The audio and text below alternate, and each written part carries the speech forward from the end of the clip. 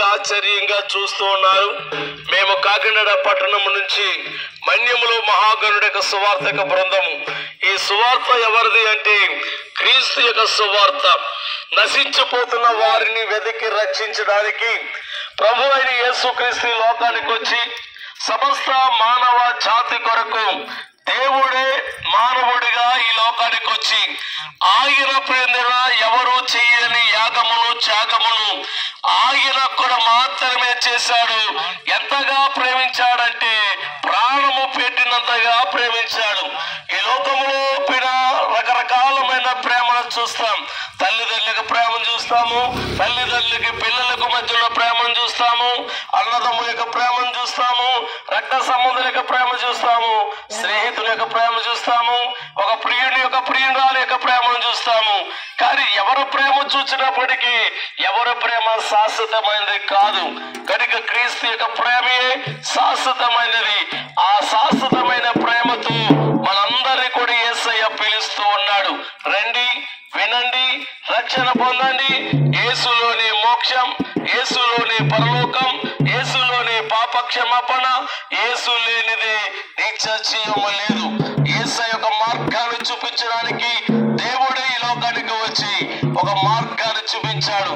ఆయన అంటున్నాడు, నేనే మార్గము, జీవము, సత్యమని. ఆ మార్గములో అందరూ నడవాలని.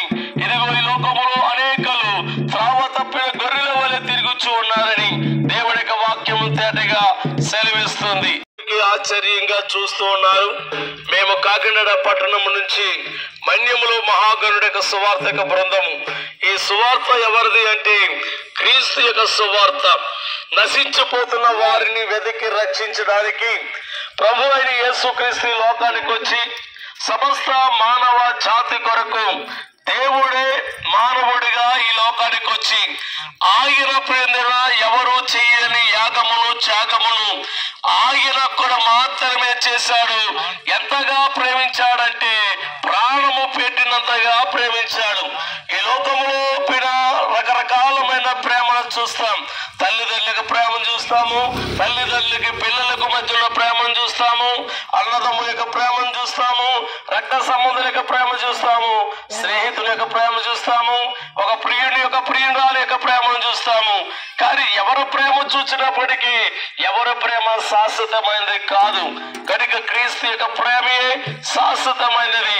ఆ శాశ్వతమైన ప్రేమతో మనందరినీ కూడా యేసయ్య పిలుస్తూ ఉన్నాడు. రండి, వినండి, రక్షణ పొందండి. యేసులోని మోక్షం, యేసులోని పరలోకం, యేసులోని పాప క్షమాపణ, యేసు లేనిది నిత్య జీవము లేదు. యేసయ్య యొక్క మార్గాన్ని చూపించడానికి దేవుడే ఈ లోకానికి వచ్చి ఒక మార్గాన్ని చూపించాడు. ఆయన అంటున్నాడు, నేనే మార్గము, జీవము, సత్యమని. ఆ మార్గములో అందరూ నడవాలని. ఇదిగో ఈ లోకములో అనేకలు త్రావ తప్పిన గొర్రెల వలె తిరుగుచూ ఉన్నారని దేవుడి యొక్క వాక్యము తేటగా సెలవిస్తుంది.